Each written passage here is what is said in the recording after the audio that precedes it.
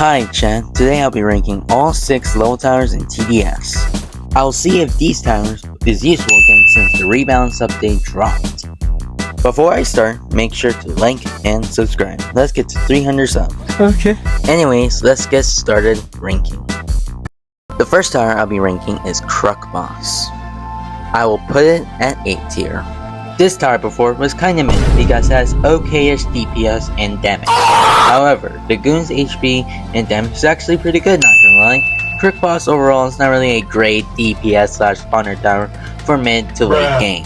However, after the rebalance update, Crook boss has a huge buff. It has really good DPS plus damage of max level Crook is now 50. The Crook goons also got a huge buff as well.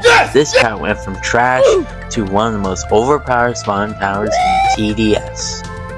The next tower I'll be ranking is Turret. This tower will be obviously in S tier. Turret before was still a really good DPS tower. It has good damage plus DPS, but Turret does cost a lot to max out. Overall, it was a really good OP tower that can match other DPS towers. After the update, this tower got a buff surprisingly. It has now more DPS plus damage. Turret is now even better than a hardcore tower engineer. However, the total price is 149,000 cash. Even though the cost is extreme, Turret is still very reliable in late game situations like Blue Wastelands, Pizza Party, etc. The next level tower to rank is good old Mortar. I'll actually put it at A tier.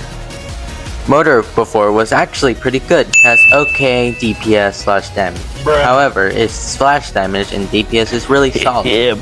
Also, another good thing about Mortar is that the total price is only 42,000 cash. Overall, Mortar before was good, but its DPS is mid. After the shock and awe update, Mortar got somewhat a buff. It has more DPS and damage. However, the total price is 62,000 cash. Also, the place limit is now 3. It used to be 5 before the update, but now it's 3. It's not really that bad though, because it got more DPS / cluster damage. Okay. Overall, Mortar still has massive crowd control potential. Now let's rank the next tower, which is Pursuit. I will put it in S tier indefinitely. Pursuit before was pretty good. Both top path and bottom path has good DPS and damage. However, the DPS is not as great as towers like Accelerator, Engineer, etc.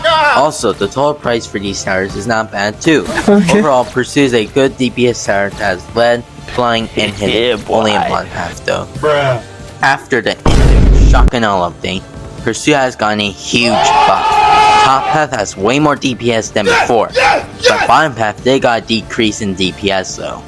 Also, the range for top path has decreased to only 10. However, the total price for both paths are decreased.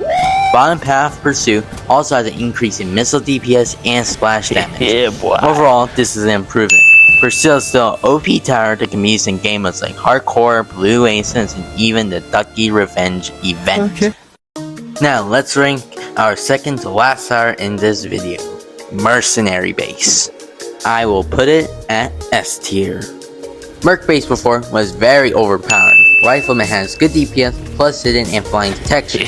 Also, the lifespan of Rifleman is 240 seconds. Grenadier has amazing splash damage plus DPS. Grenadier can also damage lead enemies. Riot Guard has over 2,600 plus 16 defense. Finally, Field Medics can heal units really good and can shield other units. Overall, Merc base was a very overpowered support / DPS tower. However, after the good old update, Merc base got some good and bad changes. For starters, Rifleman's DPS and lifespan got nerfed. Grenadier's splash damage and DPS also got nerfed. Riot Guard also got his HP nerf as well. Field Medic looked to be the same as before though.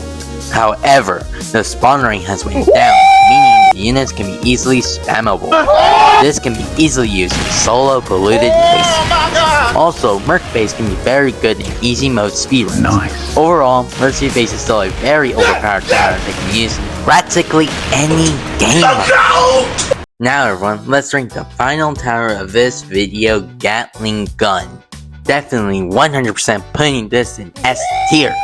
Well, here's what I'm going to do. Since this tower hasn't been updated since the PvP update, I'm going to give the stats that's already been there and tell you why I put Gatling gun at S tier. Okay. So without further ado, let's get started. Okay. Gatling gun is technically, if you use it right, the best DPS tower in TDS right now. It has over 1k DPS, plus it can hit 3 enemies. Yeah, boy. This tower is a horde and boss killer. This tower is very overpowered in Blue Wastelands, Frost Mode, and Hidden Wing. Nice. But the only issue about Gatling gun is the total price is over 200,000 cash. It is still worth it though. That's the reason why I put this tower at S tier. Overall, Gatling gun is very overpowered if you use it correctly. Alright y'all, this is the full tier list. What do you think? Comment below. Anyways, that's the end of the video. Make sure to like and subscribe. Hope to see you next time. Goodbye.